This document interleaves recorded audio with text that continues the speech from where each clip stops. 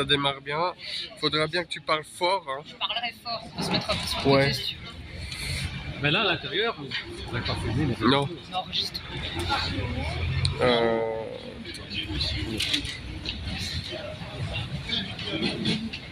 Voilà. Ah. C'est moi qui suis en direct.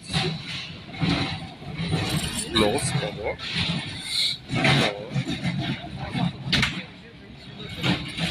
Ah, voilà. Juste. Attends, test. 1, 2, 1, 2. Ouais, ça va. Bon, bonjour à toutes et à tous. Bon, vous connaissez la chanson, on va aller plus par là. T'es une professionnelle aussi hein, de la caméra. Donc, n'hésitez pas à bien partager. D'abord, écoutez ce qui va se passer ici et partager au maximum et mettre un maximum de pouces bleus. Parce que je vous rappelle qu'en fait, bon, je suis un peu moins présent sur le terrain, mais les notifications des lives sont désactivées en fait. Il faut que vous le réactiviez manuellement sur Facebook. Donc, c'est pour ça que les gens ne reçoivent plus de notifs. Donc voilà. Anne, voilà, tu peux me dire ce qu'il se passe, pourquoi tu es au tribunal de Liège? Alors, je suis au correctionnel, tribunal hein. en correctionnel. Ouais. Donc j'ai été contrôlée au mois de novembre, le 12 novembre. Attends, on va attendre que ça passe. On va attendre qu'il y ait le monsieur qui fait. Il y a beaucoup de bruit à Liège, hein. C'est un peu comme Paris ici, mais en plus petit. On n'arrête pas d'avoir du bruit tout le temps. Voilà. Et tu le fais exprès, regarde, tu dois avoir une palette après. Ouais. Alors donc j'ai été contrôlée par la police le 12 novembre 2023. Alors effectivement, bah, il semblerait que j'ai eu mon téléphone en main, oui, ok. Seulement, je rappelle les faits, c'était un dimanche soir, j'étais toute seule sur l'autoroute, j'étais sur la première bande à 100 km/h, puis je vois des gros gyrophares derrière moi et on me prie de me mettre sur le côté. Donc là, contrôle de police, je n'étais pas la seule à avoir été contrôlée et il faut savoir que je sortais d'une réunion complotiste, hein. C'était une journée d'information. Juste on rappelle que tu es assez militante, très engagée. Alors bah oui, donc j'ai ma carte de presse depuis, c'est la 4e année ici. Pour contextualiser les faits, parce que voilà. les gens ils vont se dire ah mais elle s'est fait contrôler, bon... Non. Et alors donc je m'intéresse à la fraude du non légal. Donc beaucoup de gens ont l'impression que c'est de la couillonnade et bon, je suis en train d'expérimenter en vrai. Donc ouvertement, je dis aux policiers que je suis avec ma carte de presse et que je vais expérimenter jusqu'au bout la fraude du non légal puisque je fais des recherches là-dessus. Donc ils m'ont imposé ils m'ont demandé si je voulais bien donner ma carte d'identité, ce que j'ai refusé, puisque ils me demandent d'autorisation, donc mon consentement, donc j'ai refusé. Puis j'ai fait appeler l'OPO. Là, ils sont revenus une deuxième fois. Est-ce que vous voulez bien donner votre carte d'identité? Je l'ai refusé. Et la troisième fois, avec un procureur au téléphone de garde. Et là, j'ai refusé de nouveau de donner ma carte d'identité. À côté de ça, ils ont essayé de m'arracher hors de ma voiture. Donc en ouvrant la portière, en essayant de me détacher alors que j'étais attachée, ils m'ont demandé de couper mon contact, ce que j'ai fait. Ils m'ont pris mes clés de voiture, ils m'ont pris mon téléphone à l'époque, donc je n'ai pas pu filmer. Mais ça, c'était déjà, ils ne pouvaient pas le faire. Ils ont contourné la voiture, ouvert la portière, ils ont été mettre leurs mains dans mon sac à main. Et alors je me suis un peu emballée, je me suis un peu fâchée parce que là effectivement j'étais dans ma propriété privée parce qu'une voiture est une propriété privée et qu'ils venaient m'agresser dans ma propriété privée. Donc j'ai reçu 3 convocations par la suite par la police. La première convocation c'était infraction de roulage, je roulais sans le contrôle technique. Et je n'avais pas payé ma taxe de roulage, puisque je vais jusqu'au bout des choses. Quand je dis quelque chose, j'aime bien de tenir la chose jusqu'au bout. Tout ça, c'est des grosses conneries qu'on nous prend vraiment pour des idiots. Nous sommes les esclaves d'une société et c'est dû à une bulle papale. Mais enfin, ça, pour ceux qui veulent s'informer, on peut s'informer par rapport. Donc je reçois 3 convocations.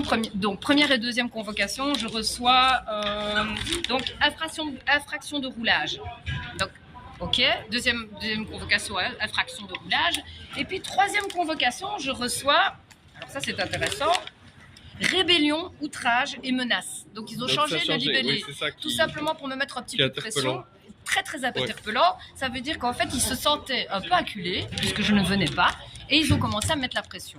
quatrième chose, finalement, je reçois un coup de téléphone sur mon GSM d'un numéro que je ne connaissais pas. C'était pas un numéro de fixe, c'était un numéro de GSM où je reçois un agent de police qui me téléphone et qui me dit: vous savez, Madame Lallemand, vous êtes convoquée. Oui, et je vous permets pas de me téléphoner. Je dis: vous m'envoyez une convocation et puis j'y vais si j'en ai envie. Il faut se rappeler une chose, c'est que on vous demande le consentement pour tout. Alors, bon, ça ne s'est pas arrêté là, bien évidemment, puisque je vais au bout des choses. Petit problème de famille, je me retrouve que la police arrive devant chez moi. Et normalement, c'était moi qui étais un peu en état de choc. Donc, dans mon état d'esprit, moi, ils venaient pour me soutenir. Donc, ils ont utilisé la ruse. Il faut savoir. Donc, moi, je dis: écoutez... La police en Belgique est très fort pour la ruse. La ruse. Et alors, donc, je les fais rentrer chez moi et ils me disent: non, nous ne venons pas pour ça, nous venons pour un autre dossier. Donc, ils étaient au courant de ma vie privée. Donc, ils étaient très au courant de qui j'étais. Et en fait, ils ne venaient pas pour une raison qui était une raison familiale. Au final, ils venaient pour m'embarquer. Ils m'ont mis les menottes. Je fais une petite parenthèse. En parlant de ruse, moi, donc, la police a débarqué chez mes voisins. Et comme ils n'avaient pas de mandat, en fait, pour rentrer chez lui, donc ils ont toqué chez nous, ils ont dit: ah, il y a un chat, n'est-ce pas? Il y a un chat dans le... Nous on dit: bah oui. Ils ont dit: ah, mais nous on se tracasse pour le chat, on va devoir défoncer la porte, hein, parce que sinon... voilà, c'est toutes des méthodes de ruse. Exactement. Donc continue, ils t'ont mis les menottes? Donc ils m'ont mis les menottes dans le dos, chez moi, à l'intérieur. Et alors j'ai eu le droit à avoir les menottes pour aller jusqu'au commissariat. Donc je mesure 1m58, je pèse 48 kg. Voilà, pour rappel, hein. J'avais un beau t-shirt rayé, donc j'étais déjà en état. Donc j'arrive au commissariat, il m'attache à l'intérieur du commissariat, donc ce qui est quand même un petit peu fort. Et alors il me demande si je veux un avocat, ce que je refuse. Il me demande si je veux un médecin, ce que je refuse. Et il me demande de signer le papier comme quoi je refuse d'avoir un médecin, un avocat. J'ai refusé de signer. Donc une chose importante à faire: ne jamais signer, ne jamais avouer. Ça, c'est vraiment hyper important. Donc je me suis retrouvée, qui m'ont photographié, qui m'ont mis devant, vous voyez, le mur avec les centimètres et tout. J'ai dû presque mettre un tabouret pour que vous arriviez à ma hauteur. Non, je rigole. Et puis photographier des signes de reconnaissance, mettre mes empreintes, alors que je ne suis pas encore reconnue comme coupable. Donc ils me fichent déjà en n'étant pas encore reconnue comme coupable. Là, je ne suis pas passée au tribunal. Ça se termine pas là, évidemment. Donc là, je suis convoquée évidemment au tribunal. Donc pour outrage à agent. Donc pas pour problème de route. Simplement que 2 agents ont déposé plainte contre moi. Ouais. C'est un peu risible, hein, mais donc en fait c'est eux qui exagèrent et c'est eux qui déposent plainte contre moi. Bon, ça c'est pas encore grave. Et juste encore une parenthèse, il y a plein de militants, c'est pour ça qu'on fait vraiment ce live, les gilets jaunes en France, qui ont eu les mêmes problèmes. Donc on les convoque pour machin, puis après ça change de problème et enfin on change de libellé. Et tout ça pour harceler les militants, mais continue. Alors donc voilà, je suis convoquée ici donc pour outrage à agent. Alors cerise sur le gâteau, comme si l'univers me disait: ok, c'est bon pour toi. Hier soir, je me fais contrôler de manière abusive encore par la police. Et là, ils étaient dans un carrefour en plein centre-ville, en train de discuter. Ils se racontaient leur vie. Alors, il a osé me dire que c'était échange d'informations, comme s'ils n'avaient pas des walkie-talkies pour échanger l'information. Ouais, bon, voilà. Donc, j'ai eu le malheur de faire un regard du style: ça va, il te faut pas un petit verre de vin? Et là, en fait, ils font demi-tour sur le carrefour et ils me bloquent et ils me contrôlent. Sauf qu'en fait, ils n'avaient pas de papier du bourgmestre pour faire des contrôles autoroutiers, et que c'était un contrôle abusif parce que mes phares fonctionnaient, j'avais ma ceinture de sécurité, j'étais en compagnie d'une gamine, je roulais prudemment puisque j'étais pas avec mon téléphone en main ou quoi que ce soit. Donc ils n'avaient pas de raison de me contrôler. Et ils se retrouvaient assis autour de moi à essayer de me mettre la pression, à me menacer. Donc la vidéo circule sur le net. Et je lui ai dit directement: excusez-moi, mais vous n'allez pas m'embarquer. Et alors bon, effectivement, comme je connais maintenant la procédure, Je dis, ben voilà, vous n'allez pas m'embarquer. Et il a fait le malin, il a continué à assister. Je dis, vous êtes en défaut et vous ne supportez pas qu'on vous montre que vous êtes en défaut. Mais moi, je suis une citoyenne et c'est moi qui vous paye. N'oubliez pas, et que vous êtes là pour me protéger, ce que vous n'avez jamais fait. Parce que lors de ma séparation, 21 plaintes contre mon ex-mari, où il n'y en a pas un qui s'est déplacé. Il n'a jamais été appelé au tribunal, mon ex-mari, pour fait de violence. Et alors à côté de ça, ben, voilà. Moi je suis appelée pour outrage à agent, donc c'est très risible. Et aujourd'hui j'ai décidé effectivement que je vais aller jusqu'au bout de la chose et je vais prouver par A plus B que effectivement le tribunal est illégal et tout ce qui est administration, ce sont des entreprises privées qui sont notées à la DC, donc à New York. Donc nous faisons partie de l'Amérique, hein. C'est pour ça que voilà, nous ne sommes pas des citoyens belges, nous sommes américains. Et donc ce sont des entreprises privées qui vont essayer d'avoir ma carte d'identité qui est en fait mon entité juridique. Mon entité juridique en fait, je suis par la loi, donc c'est l'article numéro 6 des droits de l'homme, j'ai le droit d'utiliser ou pas mon entité juridique et je ne suis pas dans l'obligation de l'utiliser. Donc aujourd'hui je n'utilise pas mon entité juridique et je vais poser la question au juge, qui le paye? Qui est-il? Est-ce qu'il a prêté serment? Il faut qu'il me montre ses serments parce que moi je suis obligée de montrer ma carte d'identité, mais lui aussi il a des obligations de me montrer ses serments. Donc voilà, c'est comme ça que ça va se passer. Je me dis que hier c'était un bon exercice.